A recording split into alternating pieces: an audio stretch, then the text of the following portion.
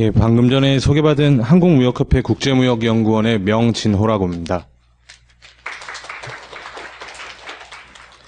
예, 저는 오늘 한터키 FTA 수출 유망 품목에 대해서 발표를 하게 됐습니다.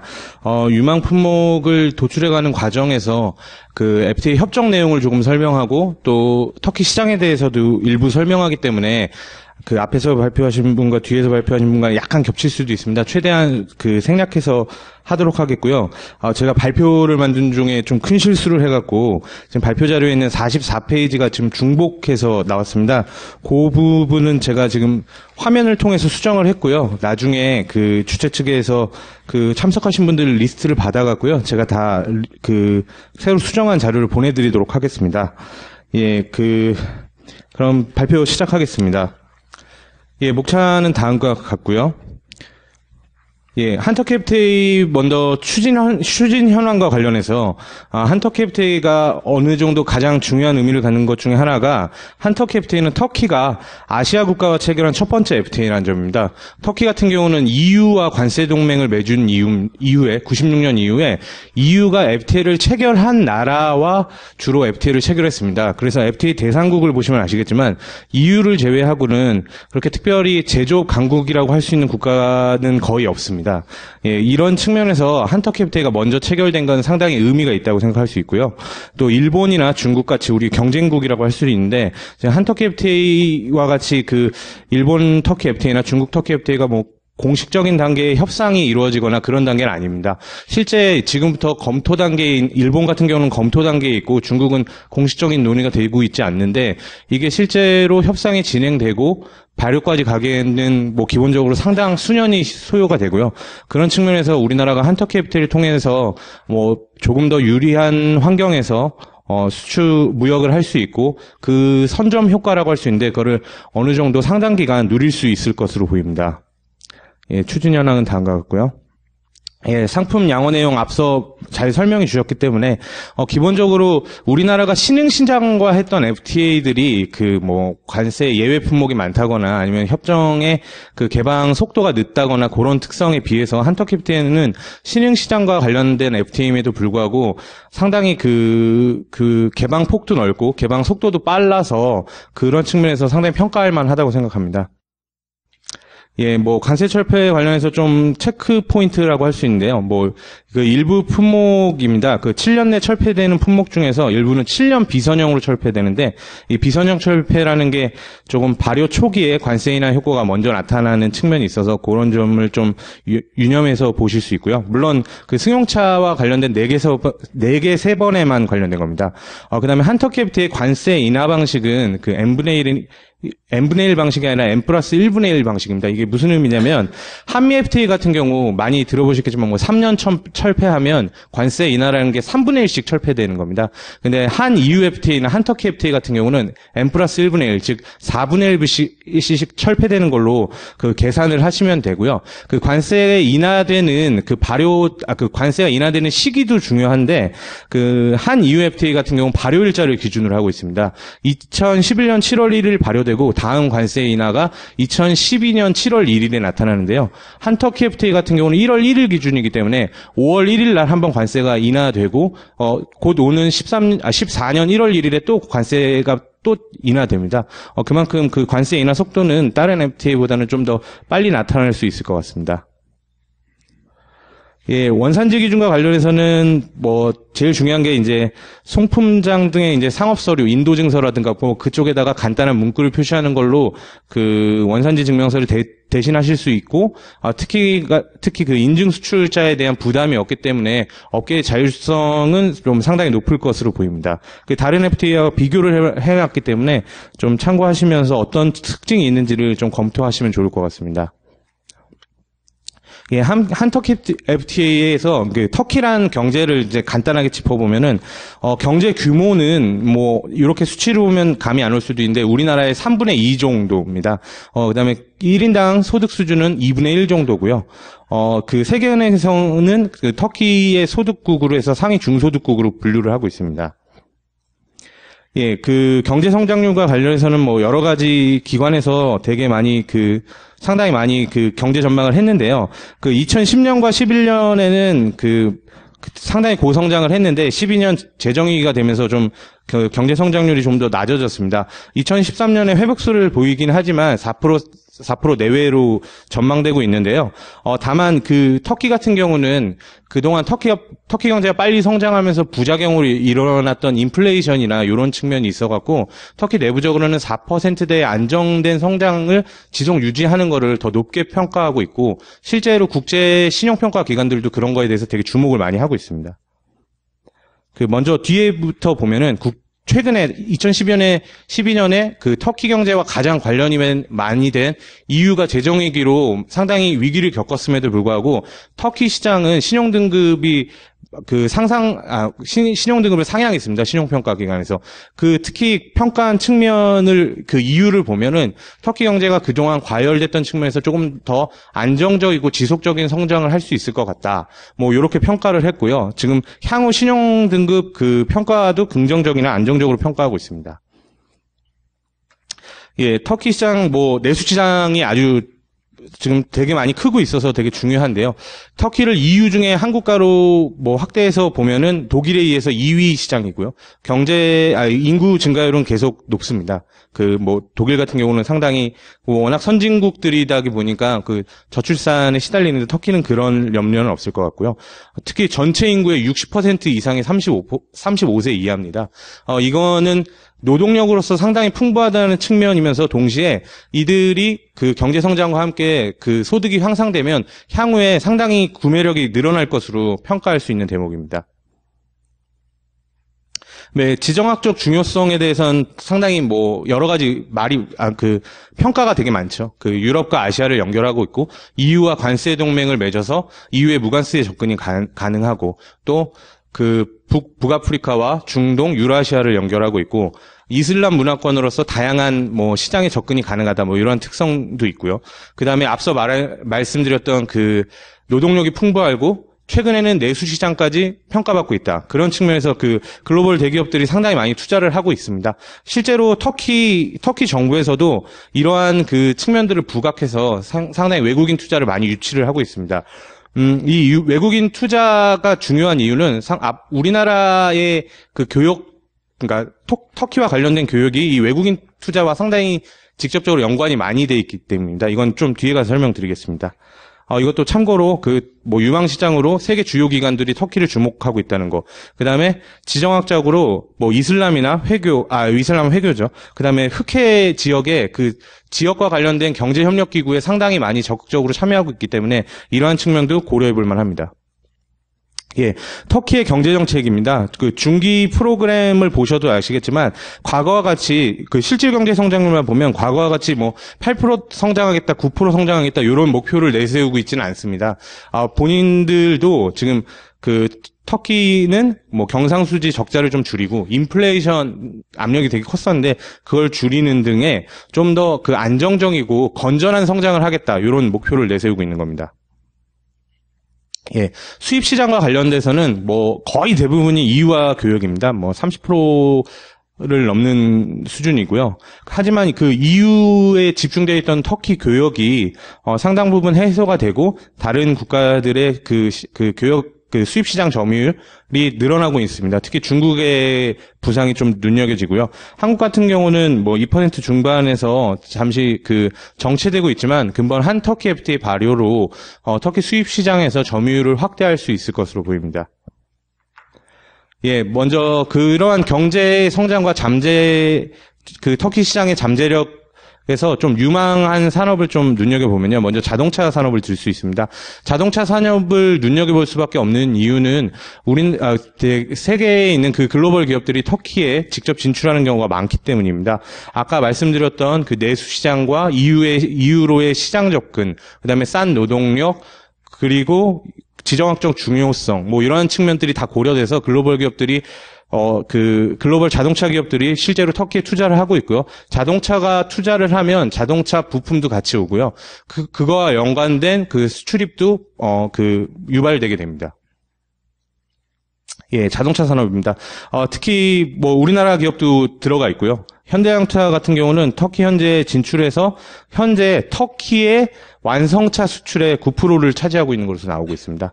글로벌 기업들이 뭐 기술 투자나 뭐 합작 등을 통해서 진출해 갖고 실제 터키 시장에서 그 해외를 수출하는 역할을 하고 있습니다. 예, 유망하다고 하면 이렇게 투자가 몰리는 점과 함께 내수 시장도 확대되고 있다고 말씀드렸는데요. 터키의 2012년 현재 인구 1000명당 자동차 보유대수는 지금 116.1명으로 나오는데, 뭐 이거 EU와 비교하면 상당히 낮은 수준입니다. 근데 다만 그 2017년까지 자료가 지금 전망되어 있는데 꾸준히 늘어날 것으로 보이고 있습니다. 예, 뭐 주요 품목 중에서는 그 승용차가 가장 많이 팔리고 있고요. 지금 성장 속도가 가장 빠른 거는 경상용차로 나오고 있습니다. 예, 다음 주목할 것이 이제 건설 산업 쪽인데요. 터키 정부는 부족한 인프라를 확대하고자 뭐 고속도로, 철도 건설, 철도 수송량 확대 등의 대형 프로젝트를 추진하고 있습니다. 또한 전력 수요가 큰데 경제 성장의 발전에 따라서 전력 수요가 큰데 그걸 또 지금 다 만족하지 못하고 있어서 전력 수입을 많이 하고 있습니다.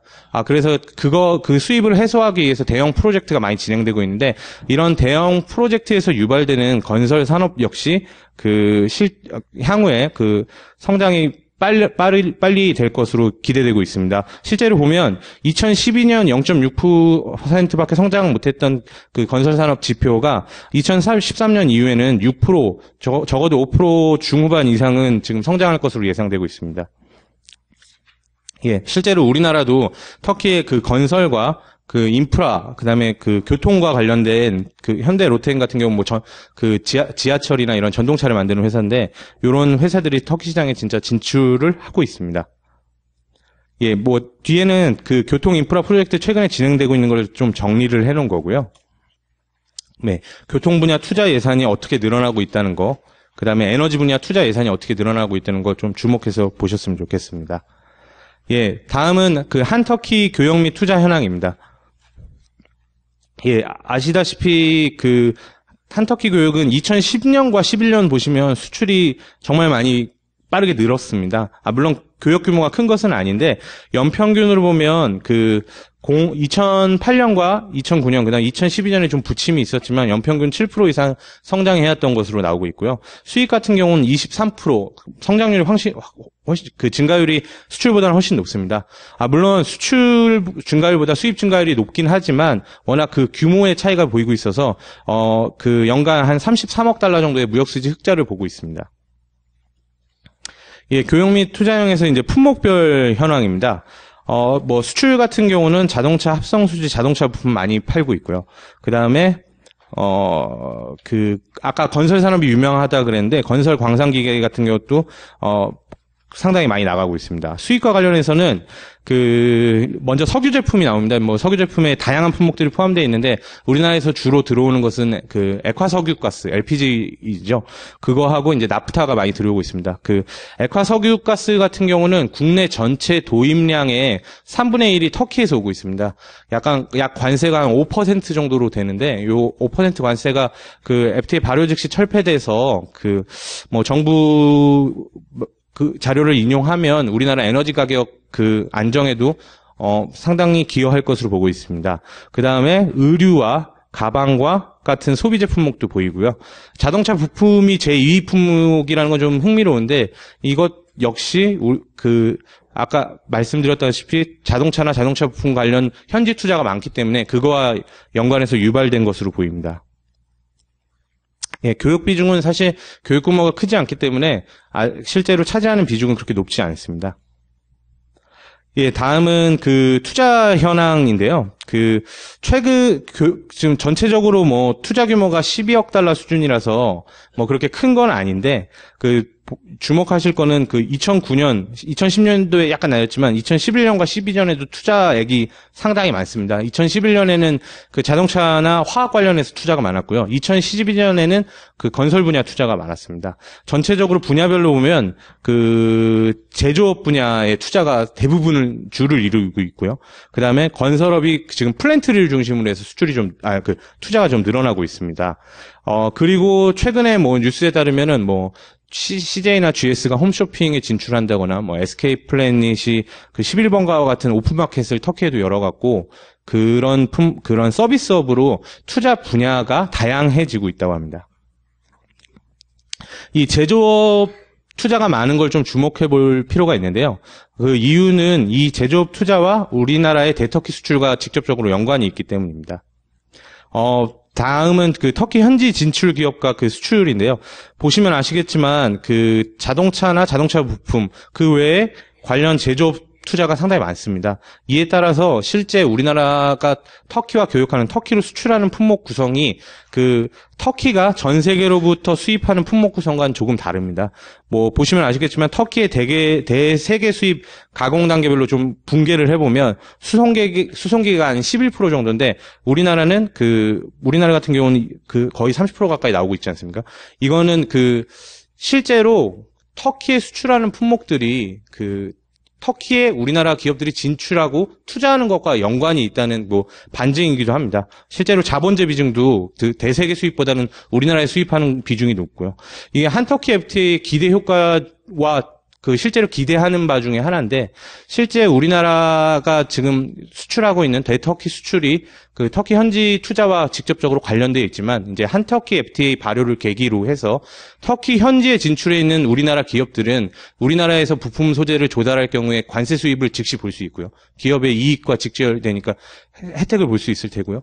또 우리나라 수출 기업 입장에서는 터키 현지 진출해 있는 우리나라 기업들이 그 한국산을 조달할 수 있는 유인이 커집니다. 그러면 우리나라 기업들은 이제 수출을 늘릴 수 있겠죠. 그 다음에 또 마지막으로 가장 기대되는 게 그 우리나라에서 그 터키에 진출해 있는 우리나라 기업들만 그 거래를 하던 회사들이 실제 터키 내수 시장에 직접 진출하거나 아니면 터키에 진출해 있는 제3국 기업과 그 거래를 확대해 본다든가 그럴 수 있는 좀 계기가 됐으면 하는 바람입니다. 예, 그 다음은 그 터키에 대한 투자입니다. 뭐 그 규모는 크지 않고요. 제조업 가운데선 조명이랑 서비스업에는 뭐 터키 음식이나 흔히들 보시는 뭐 터키 아이스크림 같은 것도 있습니다. 실제 기업들의 주요 업종 신고를 보면 터키 아이스크림이라고 표시가 돼 있기도 합니다. 예, 한터키 FTA 수출 유망 품목 분석입니다. 양어안이랑 실제 터키하고 우리나라하고 교역하는 거를 좀 연결을 한 다음에 뭐 주목해서 봐야 될 품목들이 어떤 건지를 좀 가려봤고요. 먼저 그 주력 수출 품목의 FTA 택입니다. 뭐 이거는 그 상위 수출품 가운데서 실제 무관세라서 뭐 FTA 발효 이후에도 특별히 그 직접적인 연관이 없는 품목들을 제외한 품목들입니다. 터키 측 HS 코드도 10자리인데 물론 그 우리나라의 수출 HS 코드 10자리하고는 직접적인 연관은 없고요. 그거를 그거하고 연관이 없으니까 좀 혼란스럽지 않으셨으면 좋겠고요. 그 다음에 실제로 해서 그렇게 상위 품목부터 짚어본 결과 제일 금액이 컸던 컬러 TV 같은 경우는 관세율이 14%인데 양어 유형이 공산품이 7년 내에 철폐된다고 했기 때문에 실제로 2020년이 되면 관세율이 단계적으로 인하해서 철폐되게 됩니다. 그 이후에 승용차 같은 것도 보이고요. 5에서 7년 정도 보고 있습니다. 그다음에 텔레비전 부분품이 있고요. 그다음에 합성수지도 주목할 만합니다. 최근에는 그 합성수지를 수출하는 석유화학 업종들이 한터키 FTA에 기대감을 많이 표시했는데 6.5% 관세가 바로 즉시 철폐되면서 지금 오늘 이 시점에는 관세가 이미 없어져 있습니다. 그리고 일부 철강판도 연관이 돼 있습니다. 또 그다음 금액 순으로 나열된 것들이기 때문에 그다음에 소형 승용차가 보이고요. 자동차 부품 같은 경우는 약 3에서 4.5% 관세가 7년에 걸쳐서 철폐되게 됩니다. 그리고 염료가 보이고요. 6.5% 관세가 즉시 철폐됩니다. 지게차 같은 경우는 4.5% 관세가 7년 내에 철폐되게 됩니다. 여기까지는 이제 상위 품목을 순서대로 나열한 것들이고요. 거기에다 조금 이제 수출 증가율을 좀 감안해서 보겠습니다. 지금 자료에는 잘못 나간 페이지입니다. 이 화면 보시기 바라고요. 요런 품목들 같은 경우는 규모도 어느 정도 있습니다.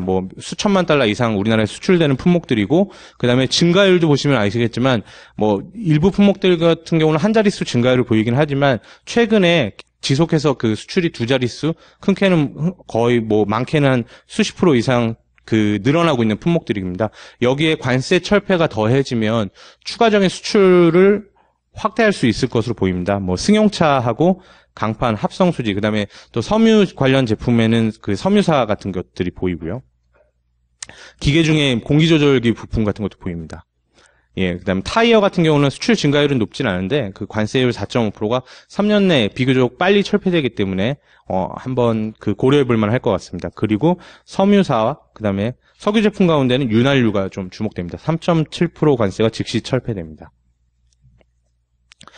예, 다음은 공약형 수출 유망 품목이라고 제목을 달았는데, 공약형이라고 하는 것은 규모 면에서는 그렇게 크지 않은데, 지금 터키의 대세계 수입보다 우리나라가 수출하는 게 속도가 더 빨라서 한터키 FTA가 발효되고 나면 관세 철폐 효과를 계기로 뭐 경쟁국과 격차를 벌이거나 좀 경쟁국을 따라잡을 수 있는 그런 품목들로 예상됩니다. 합성수지, 냉장고 보이고요. 내연기관, 그다음에 섬유사, 광학렌즈 보입니다. 뭐 안경 같은 경우는 뭐 일반 안경을 의미한다기보다는 산업용 안경이 좀 많은 것 같고요. 그다음에 농산품 같은 경우는 좀 유망 품목에서 어떤 걸 뽑아야 될까 고민을 좀 하다가 좀 눈에 띄는 품목이 입담배 같은 경우가 있는데요.